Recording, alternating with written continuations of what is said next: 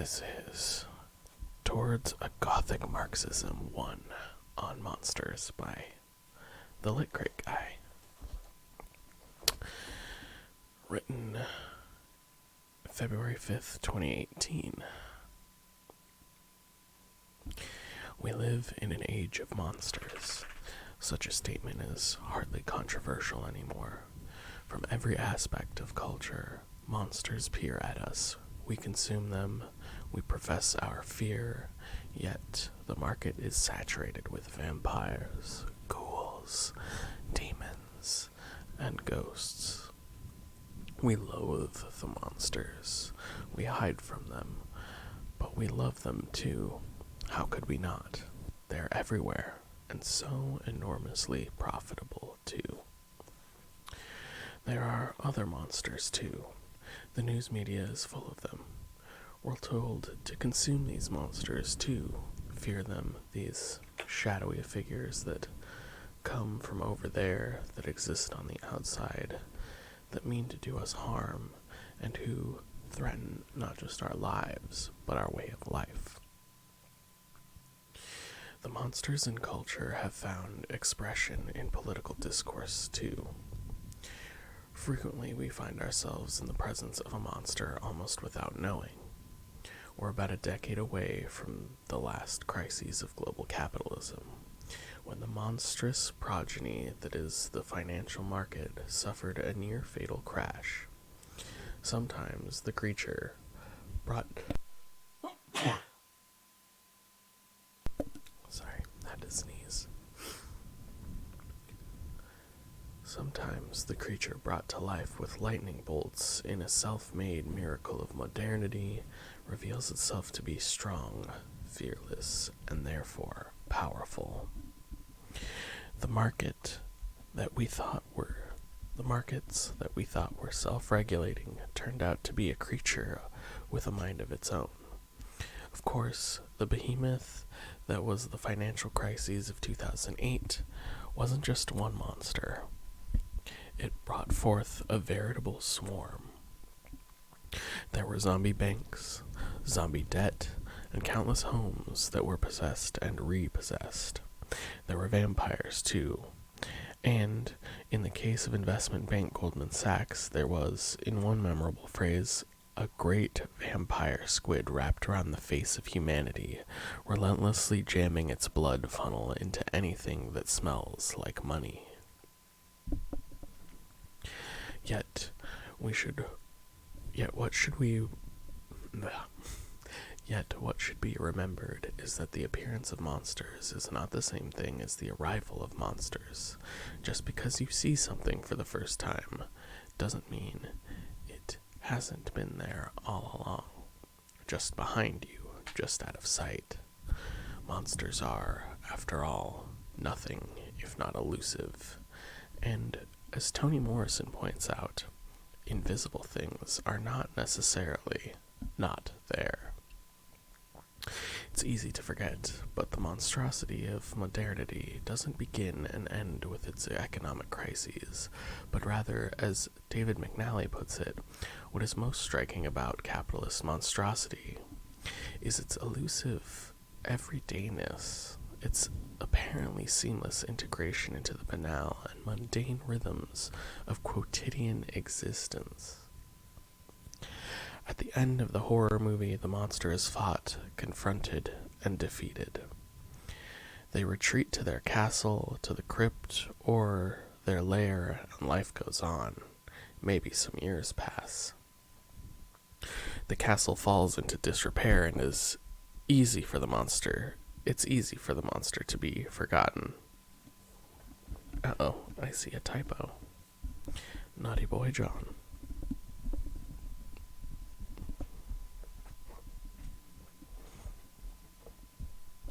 Not terrible, just forgetting the apostrophe right here in its using the possessive instead of the the contraction. It is. The castle falls into disrepair, and it's easy for the monsters to be forgotten. But they're still there. The crises may be over, but the task is to name the monster that remains, normalized and ostensibly tamed. Capitalism itself.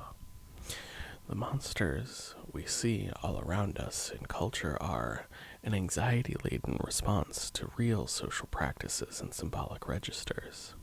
Vampires, zombies, kidnappers, and other monsters are an outworking of a particular set of social concerns, determined by economic and other material conditions. I've written about this in contemporary horror film and the theme of the home, for example.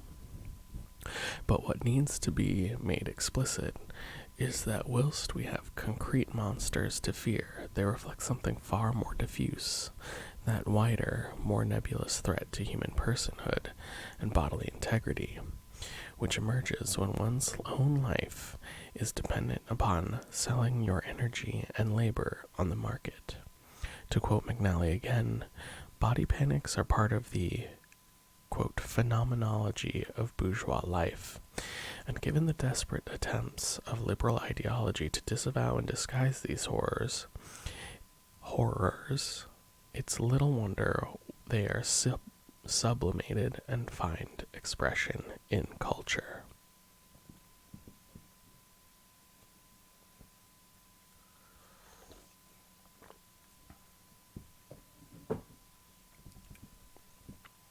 Yet the figure of the monster operates on both sides of the economic exchange. The body snatchers, the predatory vampires, the killers are all there, waiting to break down our bodies and sell them and consume them. Yet there are victims too. Think of the figure of the zombie, robbed of its subjectivity, reduced to mere body and flesh. We have then a multiplicity of monsters, both inflicted by capitalism and the victims of it. As Mark Fisher pointed, an accurate understanding of capitalism will inevitably lead us to monsters. The most Gothic description of capital is also the most accurate. Capital is an abstract parasite, an insatiable vampire, and a zombie maker. But the living labor it converts into dead labor is ours, and the zombies it makes are us. We need them. It's not an understanding that would split us away from the abstract monster-producing form that we call capital, but rather a way of thinking and viewing our contemporary condition that could restore us some political agency. Rather, we begin with an imminent critique and with an awareness that capital is both abstract, impersonal, and systemic, and at the same time would be nothing without our complicity in a globe-spanning network of oppression. We are deep within the monster factory. For this, we need a Gothic Marxism. Analysis that would expose the occult economies of capitalism that keeps the hidden ways in which capitalism operates and normalizes itself, as well as understands this cultural proliferation of monsters for what they are. Not just a warning of what we think may happen, but a record of what is, in so many ways, already happening.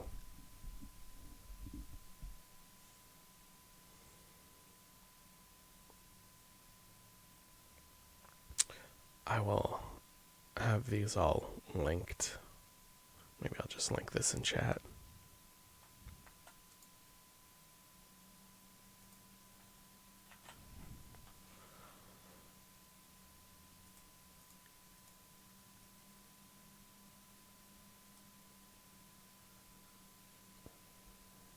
Okay.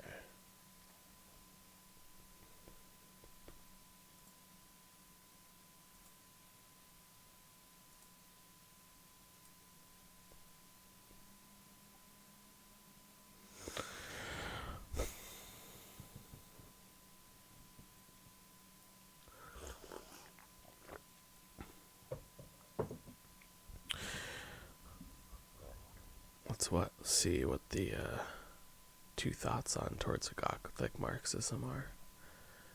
Night of the Living Things, Zombie Archaeology, Fragments and Machines. Gothic Marxism, Xenogothic. What is a pingback?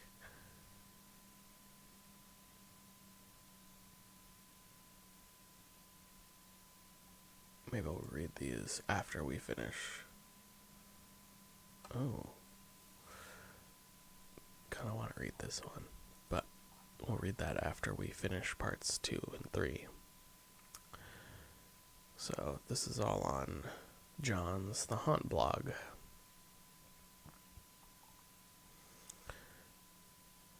Let's begin part 2. Towards Gothic Marxism, part 2. Monsters for Socialism. As Sylvia Federici points out in her landmark work Caliban and the Witch, one of the features of the emergence of capitalism was the production of a new kind of subject. The growing mercantile bourgeoisie required labor power to work for them, and thus society, and the idea of the subject had to be reshaped. This reshaping is done by the church and the state through legislative, social, cultural, and violent disciplining. It is these disciplinary forces which, in part at least, explains the violence inflicted upon the figure of the witch, the figure of the uncontrollable woman, full of power to gain her desires and satisfy her material needs, and the needs of those who come to her, without the drudgery and exploitation of wage labor. A classic of feminist Marxism, Federici's book also provides some interesting intersections with Gothic studies, and the ways in which the Gothic and horror respond to the past. The figure of the witch is not just dangerous for the power that she holds. It's also frightening for the possibility embodied within her. Oh shoot, hold on 1 second.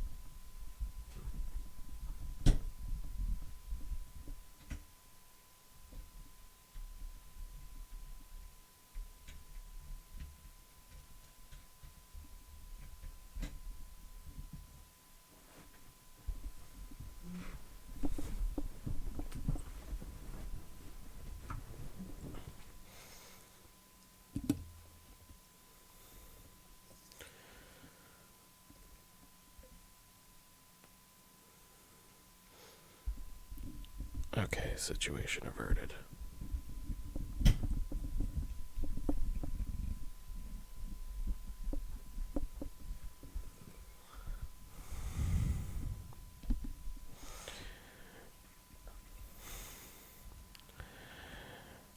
A classic of feminist Marxism, Federici's book also provides some interesting intersections with Gothic studies, and the ways in which the Gothic and horror respond to the past.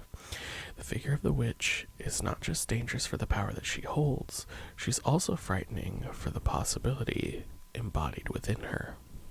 The possibility that the world as constituted by capitalism is neither natural nor invulnerable. The witch represented a different old world, and so was a threat, but is also a source of terror. The body of the witch was made into a monster so that those who saw it would fear and obey. The figure at the stake becomes a totem of sorts, a visual symbol of the disciplining violence of capital, as it seeks to enshrine itself as not just economic system, but as a kind of natural law. Yet, despite the best efforts of capital and its remorseless logic, there is, within culture, a seemingly indelible trace of the monster, a stubbornly persistent echo of the numinous that haunts our collective cultural imagination.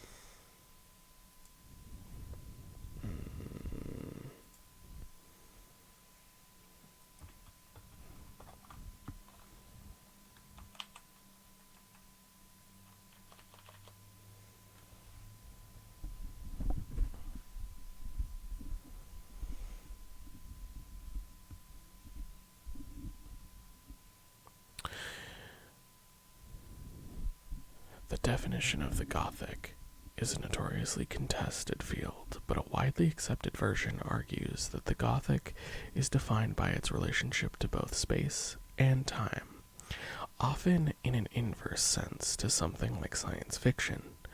Where sci-fi goes forward in time and outward in space, the Gothic does the reverse, going back in time and into a tight, enclosed space. The haunted house, the decrepit castle, the abandoned summer camp, all tight spaces full of the echoes of the past, full of the terrifying whisper that the world could be different, that it once was different, fraught with magic, with violence, and with death. We are drawn to the Gothic and horror for its monsters. We recognize ourselves within them, as I argued previously, but we fear them too. For the monster shows us a glimpse of what is beyond the limits of the world, and perhaps more worryingly, the monster reveals just how arbitrary those limits might be.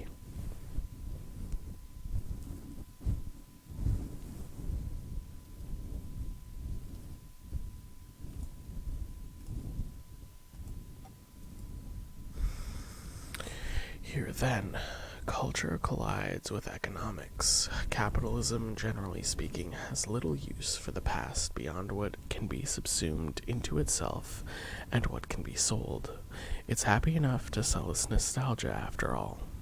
What's striking is the ways in which the Gothic draws us back to the sites abandoned by capitalism, by commodity exchange, and by commodity exchange. It's the condemned house, the ruin, and the locked door where we find the warnings and signs of a different world.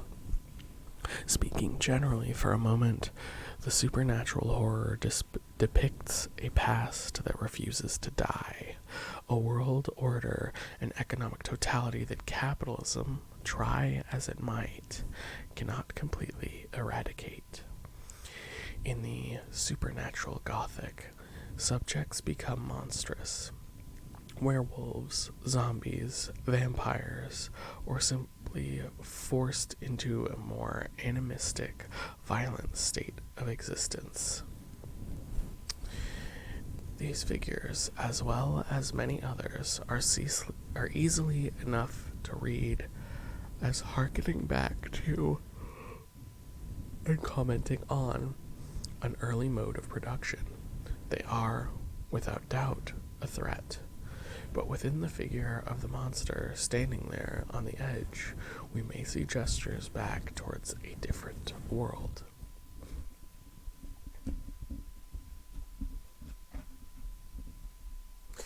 It's easy enough to be seduced by the figure of the monster. Witches or not, they still have a huge degree of power. Yet it would be a mistake to fall into a kind of nostalgic Gothic Marxism. One that might find a way back to the Edenic state. Such a possibility is long gone, if it ever existed. Perhaps What's necessary then is not to go back, but to go forward with our monstrous figures, and to realize that the changes in the mode of production, in how the economic and social totality is arranged, will produce new figures, who are treated as the witches of the past were. Gothic Marxists, as Gothic Marxists, then it would seem to be necessary to find those made into monsters, and stand not in awe or fear of them, but in solidarity.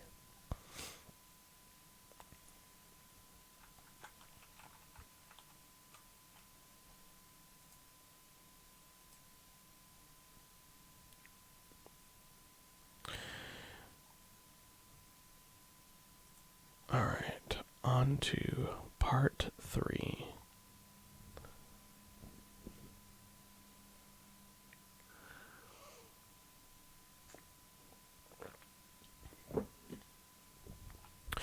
Towards a Gothic Marxism 3.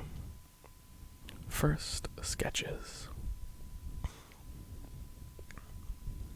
It's easy enough to talk about the political nature of horror. At this point, the challenge is ignoring the political semiotics of horror, especially in film. Thanks to a whole host of work that has emerged in the past decade or so, a more complicated problem, and maybe a more interesting one, is working out the direct relationship between a radical political project and a cultural form, or, to put this in more Marxist terms, the relationship of economic forces to non-economic superstructural ones. A further problem to this is the proliferation of determinedly non-material cultural forms, the kind of thing that Christopher Partridge would call a culture, that a traditional Marxist view of the relationship between economic modes of production and culture finds difficult to explain, except in the terms of an aberration or superstition, which will soon be swept away in the wake of historical materialism. This deterministic and mechanistic view of history and culture is usually seen as being rather unsatisfying. So here it starts to become clear that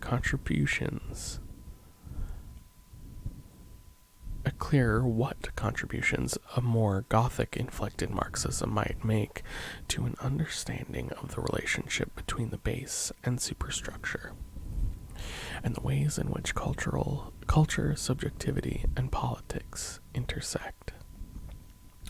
Firstly, it's necessary to establish the essentially traumatic nature of capitalism.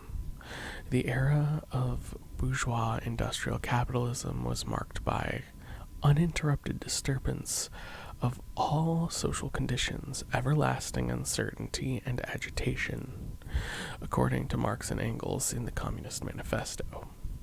Demanding as it did the never-ending churn of revolution, it did not just result in colossal violence, as documented in the work of people such as Eled Meeksons, Wood, and Silvia Federici, but also constant transformation. What this means then is that capitalism does not just instantiate a new kind of economic and material relationship, but also a new cultural arrangement.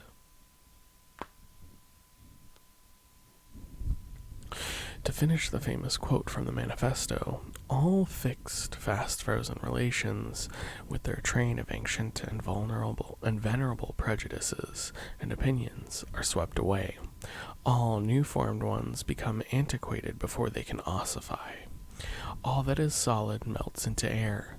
All that is holy is profaned, and man is at last compelled to face with sober senses his real conditions of life and his relations with his kind. As Adam Turrell puts it in a well-known piece on the Gothic dialectic within capitalism, these shared cultural tectonics echo the movement and impact of capital itself. You can read the whole piece here. I'll click on that.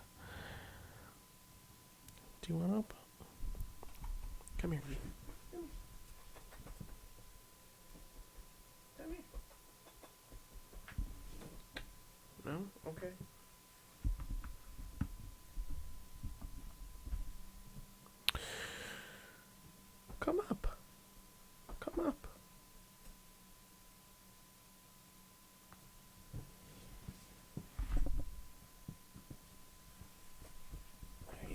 buddy.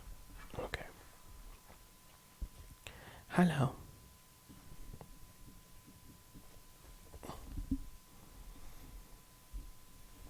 Uh-oh. Okay.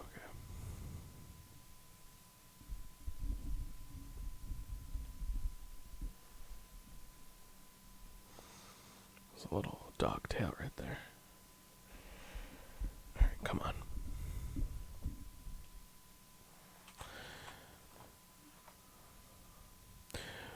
So, from a technical point of view, the issue is how to explain or mediate between the economic forces of production that contort the world to a new way of living and the shared cultural unconscious, which seeks a continuity of thought and experience that the necessary condition of capitalism seeks to undo. The initial and false choice is between a materialist and deterministic view of economic development, which has little say about human subjectivity. That is what Margaret Cohen in her book calls vulgar Marxism, or a subject and perhaps irrational view of how economic forces have shaped society. As the French surrealist and communist André Breton put it, there is an urgent need for a myth opposed to that of Odin, or, in other words, a Gothic Marxism which would be opposed to fascism. Fascism, after all, could explain the historical development of economics with reference to a general social consciousness, and if Marxism was only concerned with an arid economism, then this would leave space for fascism to come and, quote-unquote, explain society to itself. Parenthetically, this is something of a generalization. There are plenty of Marxists aware of this, though it is worth pointing that Breton's analysis proceeds from his experience with actual, real-life fascists. The source of this analysis was the detritus of bourgeois society, predicated on the understanding that even in the most irrational and seemingly random cultural objects was information that could inform our understanding of the cultural moment. One of the thinkers who went furthest in this way of working was Walter Benjamin, who wrote that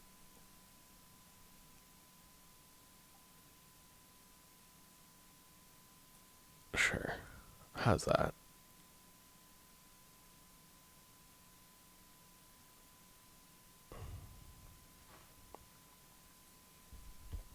Sweet. No problem. Also, welcome in. One of the thinkers who went furthest in this way of working was Walter Benjamin, who wrote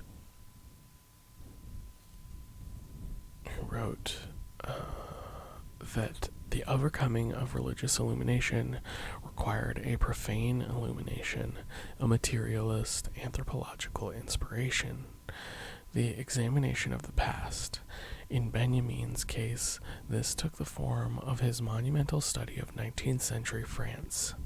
We can see something of important... That's another typo. We can see something of import about the present that ordinary, vulgar Marxism would not be able to articulate. As Benjamin put it in his Passagenwerk, we believe the charm they exert on us reveals that they still contain materials of vital importance to us, not, of course, for our architecture the way iron trusswork anticipates our design, but they are vital for our perception, if you will, for the illumination of the situation. I'm going to change the music.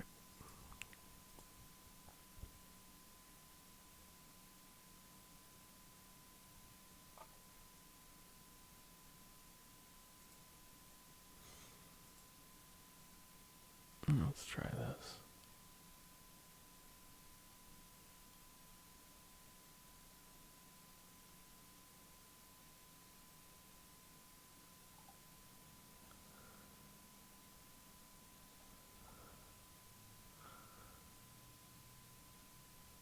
This is probably better.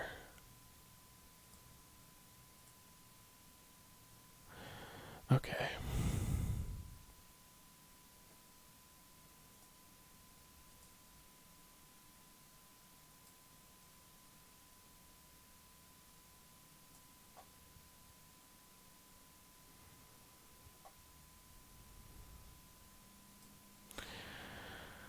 Okay.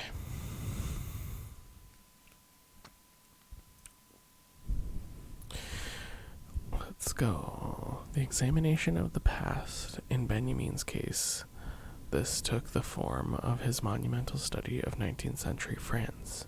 We can see something of import about the present that ordinary, vulgar Marxism would not be able to articulate.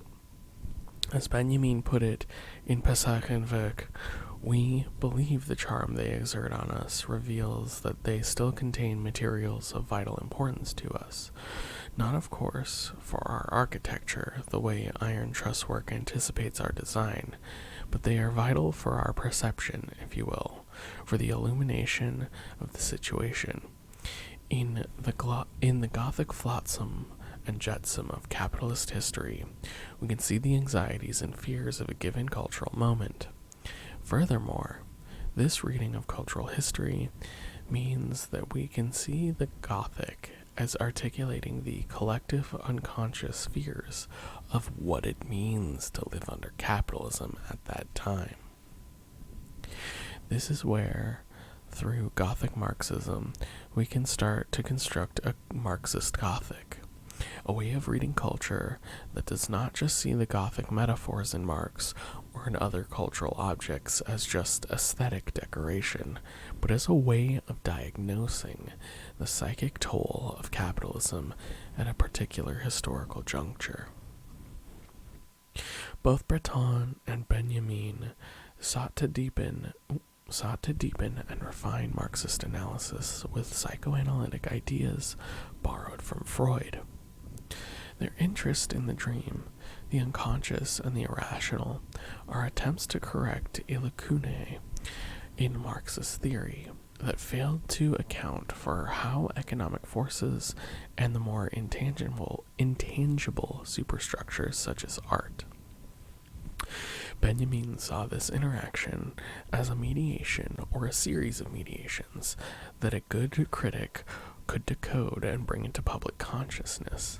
In a great line, Benjamin criticizes Marxist theory as being, quote, now swaggering, now scholastic, and instead calls for a Marxism that was alert to the impact of the past upon the present, rather than try to come up with a comprehensive theory of base superstructure interaction, something that demands far more space and time than I have here, and I wouldn't wish to reject any existing theories out of hand.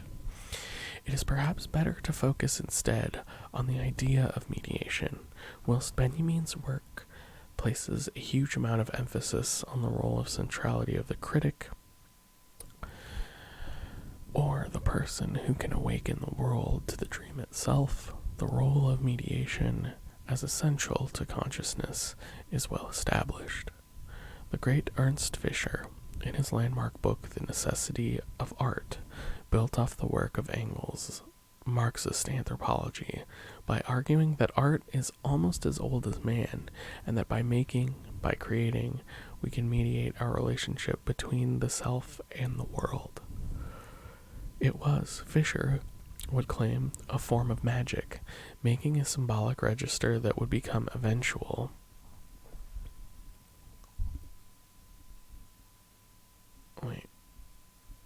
A form of magic making a symbolic register that would become commodified into art. This historical sense of mediation is the ground from which we can construct the notion of a cultural unconscious, and was the reasoning that thinkers such as Breton would use expressed through his art and literary work.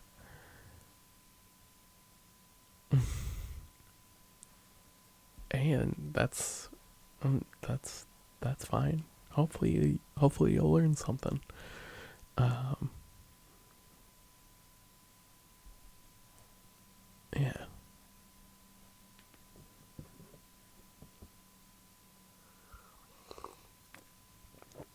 hope it's I hope I'm doing it for you. Doing the ASMR enough for you.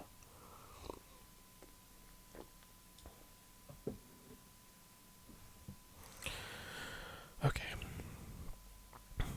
So the question that might be next is the one of what Gothic Marxism offers to political thinking and practice that is distinctive.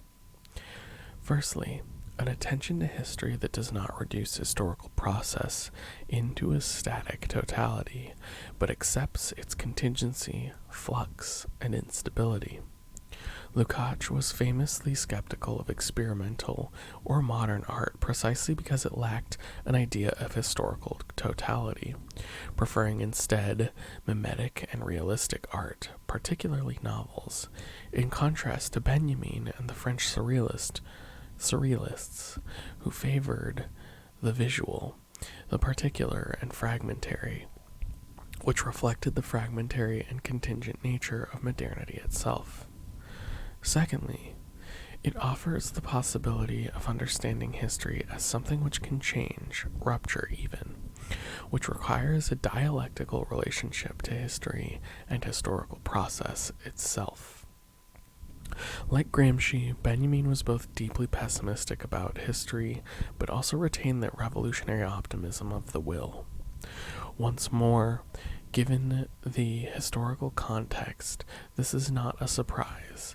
With the rise of fascism, it seemed that whatever hope there was had to be thought of in generational terms, as the Reich was planning for a 1,000-year reign.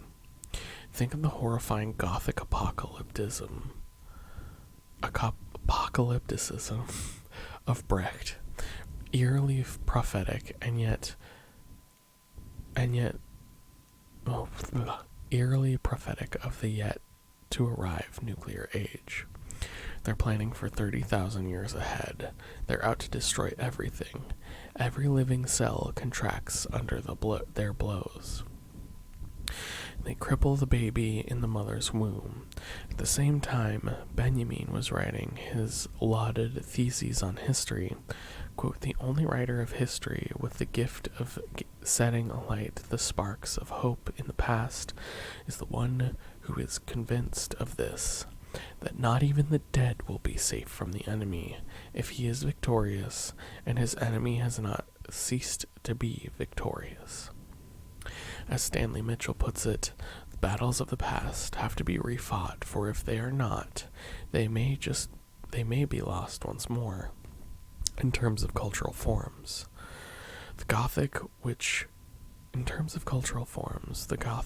focuses on the return of the violence of the past into the present is an incredible expression of what Benjamin was writing about.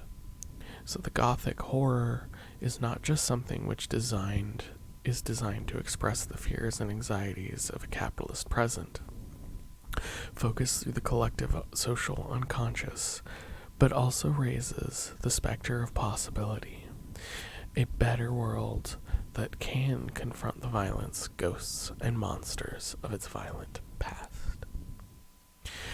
This is just a provisional sketch of what Gothic Marxism may consist, but I hope this short outline provides some promising lines of flight for considering the ways in which Gothic cultural analysis is a reflection of some broader trends in Marxist theory, and establishes the possibilities of nuanced dialectical materialism, which is not reducible to either dry, psychically barren materialism or personal subjectivity.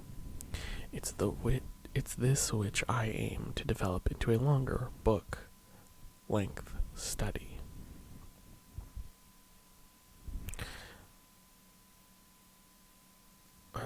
I'm going to... If you enjoy this, please share it and encourage more people to subscribe. If you'd like to support my writing, please think about buying me a coffee through Ko-fi.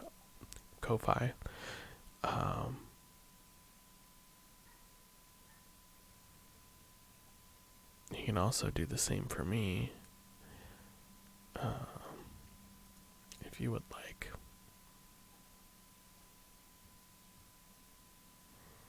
I think I still have my my coffee up.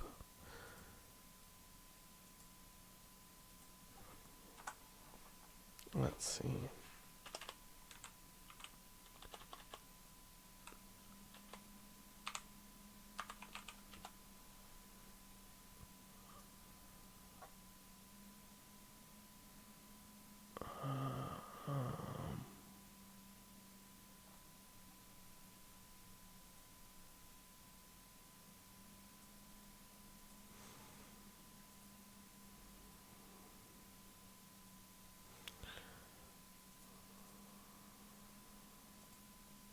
Let's see.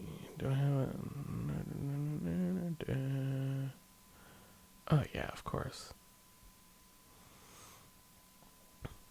Yeah, you can support me at ko-fi.com/ASMMarxist.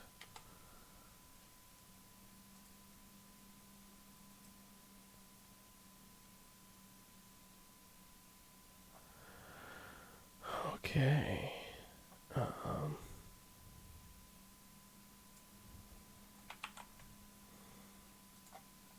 And also, please, please, please support John.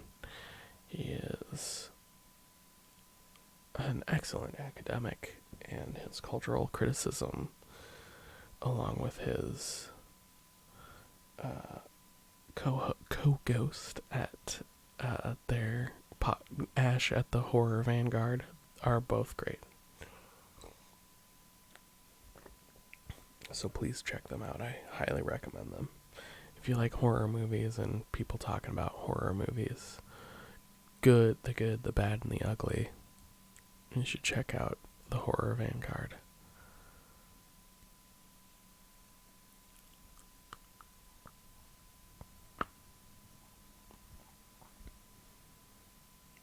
Oh, here's all the people that we're talking about. Okay. Let's read.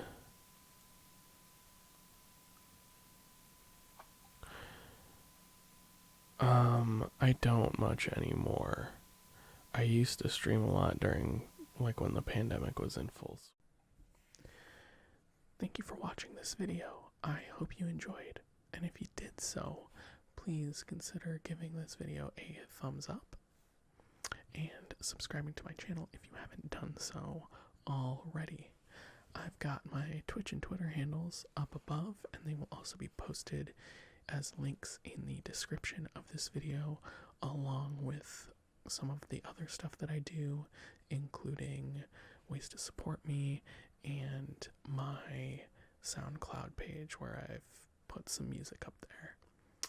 If you want to participate in these videos, Twitch is where we do that. We record these live and then I cut them together into a more cohesive ASMR video.